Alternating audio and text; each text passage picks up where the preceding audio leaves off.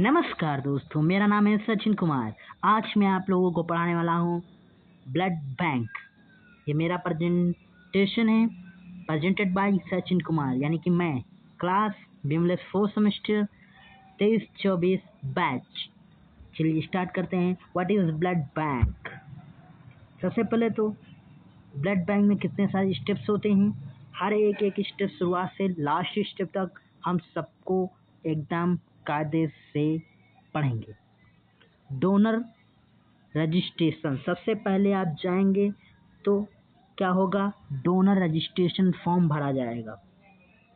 Donor files registration form, name, age, gender, address, contact number, ये इतनी चीज़ें आपके डोनर फाइल रजिस्ट्रेशन फॉर्म में लिखी जाएंगी।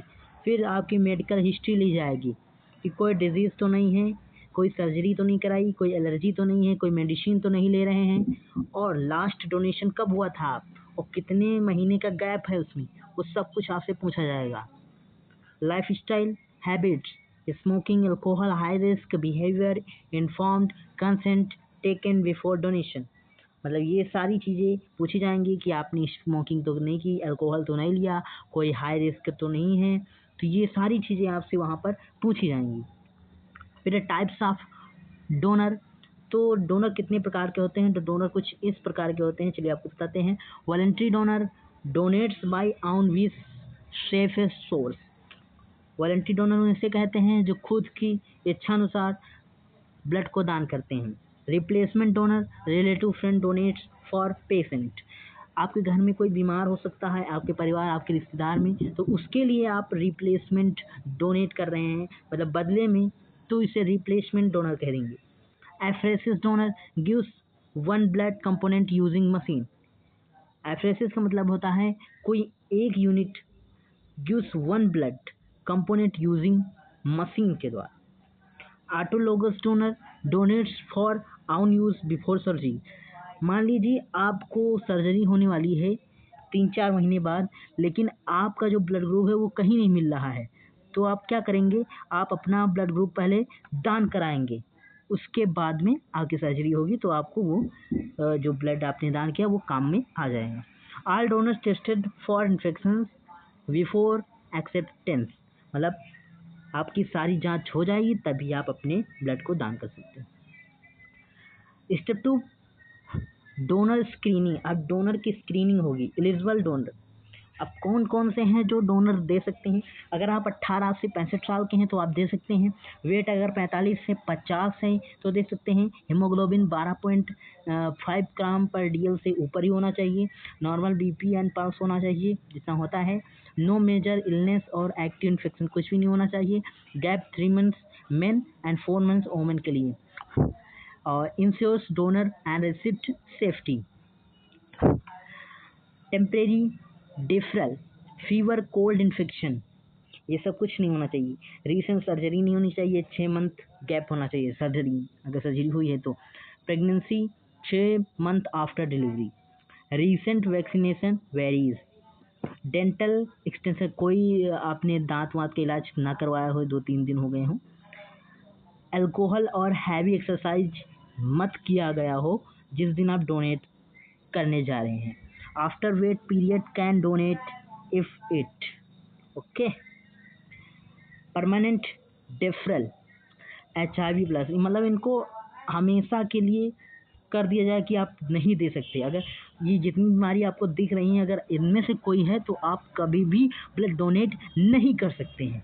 HIV, हेपेटाइटिस बी और C, syphilis, tuberculosis, heart disease, cancer, chronic kidney failure, drug abuse और high risk behaviour, protect donor and patient health, ये इतनी सारी चीज़ें आप कभी भी ब्लड दान नहीं कर सकते।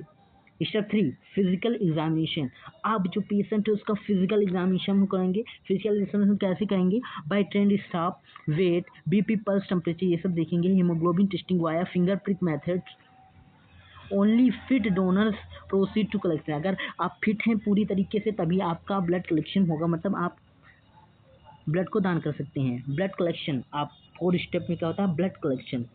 350 से 450 ml in sterile blood bag with anticoagulant, take 8 से 10 minute. Sample tube for lab testing and monitor donor during process. Step 5 post donation care, rest 10 से 15 मिनट, जूस पियो, स्नैक में खा लो अगर है मौजूद है, शुगर उगर फ्लूड व्लूड कुछ जूस वूस पी लो। Avoid smoking all heavy work for 21, मतलब 24 घंटे तक आपको ना दारू वारू पीना है, कुछ नहीं करना है, ना स्मोकिंग करना है, कोई भी नशे वाली चीज़ नहीं खानी है और ना कोई हार्ड वर्क करना है, ना ड्रिंक एक्स्ट्रा फ्लूइड, ज़्यादा फ्लूइड का मतलब नहीं खाना है, पीना है। Step 6 blood testing, blood grouping and RH typing सबसे पहले तो ये करेंगे, क्रॉस मैचिंग करेंगे, infection screening, HIV, HBV, HCV, syphilis, malaria, ये सारे हम लोग क्या लगाएंगे, वायरल मार्कर लगाएंगे। Positive blood discarded safely. Step 7 component separation, centrifugation separate RBC platelets plasma cryoprecipitate. Component, अब कंपोनेंट्स का हम लोग सेपरेशन करेंगे, सब कुछ सही है, ब्लड सब आ चुका है, अब उनके हम लोग कंपोनेंट बनाएंगे, क्योंकि हम होल ब्लड नहीं रखते हैं, सबके अलग अलग कंपोनेंट बनाते हैं। तो कंपोनेंट वाली मशीन आती है, कौन सी, सेंट्रीफ्यूज वाली, बड़ी सेंट्रीफ्यूज होती है, 1 से 1.5 करोड़ की मिलती है, उसमें हम लोग सेंट्रीफ्यूज करेंगे, RBC प्लेटलेट्स प्लाज्मा और क्रायोप्रेसिपिटेट सबको अलग कर देंगे।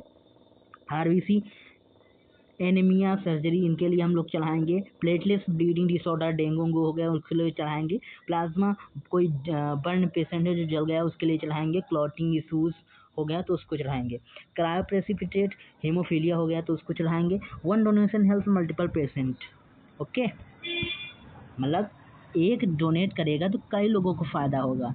स्टेप 8 क्या बोल रहा है, स्टोरेज, अब हम कैसे स्टोर करेंगे। RBC को 2 से 6 डिग्री सेल्सियस पर 35 से 42 दिन के लिए स्टोर करते हैं, ओके। अब प्लेटलेट्स को 20 से 24 डिग्री सेल्सियस पे विद एजिटेशन 5 डेज के लिए, क्योंकि इनकी उम्र 5 डेज ही होती है, कब, जब हमारे शरीर से बाहर निकल जाता है तब।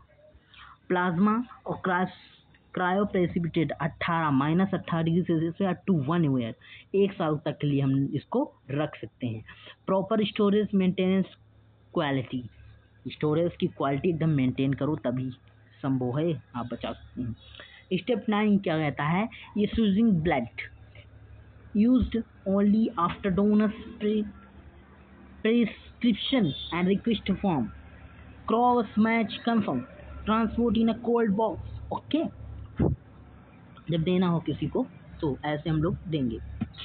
अब बोला प्रोसेस फ्लो, कितनी चीज़ें हम लोगों ने कवर की, रजिस्ट्रेशन हुआ हमारा, डोनर टाइप, कितने प्रकार के डोनर होते हैं ये मैंने जाना, स्क्रीनिंग उनकी की, फिजिकल एग्जामिनेशन उनका किया, कलेक्शन किया, पोस्ट केयर टेस्टिंग की, सेपरेशन किया, स्टोरेज किया, इशूज़ जो है उनको फॉलो किया, नाको गाइडलाइंस को फॉलो किया, WHO की गाइडलाइंस को फॉलो किया, ये सारा प्रोसेस फॉलो करके हमने अपने ब्लड बैंक के सारे प्रोसीजर को एकदम एंड कर दिया।